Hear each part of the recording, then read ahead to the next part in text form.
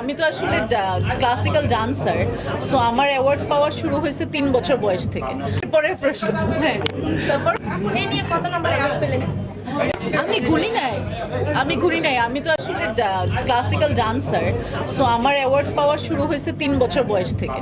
তো এখন কম্পিটিশন কম করতে হয়, ছোটবেলায় কম্পিটিশন বেশি করতে হতো, কারণ আমরা যারা ডান্সার আমাদের অনেক কম্পিটিশন করতে হতো, সেটার রিহার্সাল থাকতো।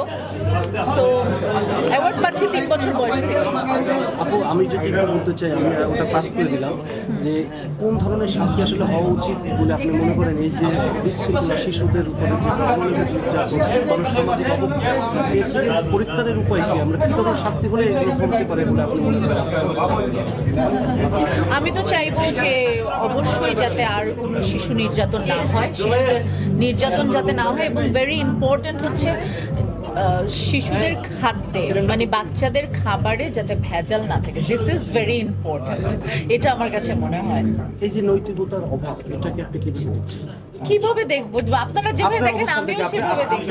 living এ অফকোর্স আপনার খারাপ, অনেক অফকোর্স খারাপভাবে দেখি, এবং আমি আপনারা আমার 6টা বই আছে বাজারে, আপনি দেখবেন যে আমি বাচ্চাদেরকে নিয়ে আমার সেকেন্ড উপন্যাস লিখেছি। তারা একটা ক্লাস 8-এর মেয়ের মনস্তাত্ত্বিক অবস্থা, তার মানসিকতা, তার বেড়ে ওঠাকে নিয়ে। সো আমি কাজ করি বাচ্চাদের জন্য, এবং আমার ইচ্ছা আছে যে আমি মাস্টার্স যদি আমি করতে পারি, ডেভেলপমেন্ট কোনো সাবজেক্টে আমার মাস্টার্স করার ইচ্ছা আছে। সো বাচ্চাদেরকে নিয়ে কাজ করার আমার ইচ্ছা আছে। সামনে কি কি কাজ আসছে আপনি যদি- সামনে সিনেমা আসছে, যেটা বললাম প্রথমেই যে আমার ফিচার ফিল্ম আসছে, আপনারা কিছুদিন পরেই ডিক্লারেশন পাবেন, এখন বলতে চাচ্ছি না।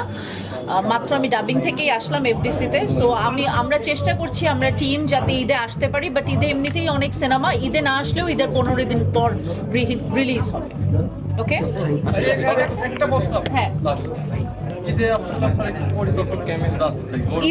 ঈদে পরিকল্পনা তো, আমি পুরান ঢাকার মেয়ে, অবশ্যই অনেক পরিকল্পনা আছে, বাট এখন এগুলো আর না বলি, জানতে পারবেন। ওকে, বাই।